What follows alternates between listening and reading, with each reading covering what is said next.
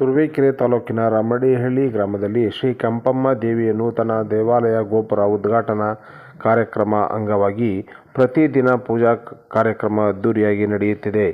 ದೇವಿಗೆ ಕುಂಕುಮಾರ್ಚನೆ ಸೇರಿ ವಿಶೇಷ ಪೂಜೆ ಹಾಗೂ ದೇವಿಗೆ ಹೂವಿನ ಅಲಂಕಾರ ಮಾಡಲಾಗಿತ್ತು. ಬಂದಂಥ ಭಕ್ತರಿಗೆ ಅನ್ನ ದಾಸೋಹ ಪ್ರಸಾದ ನಡೆಯಿತು.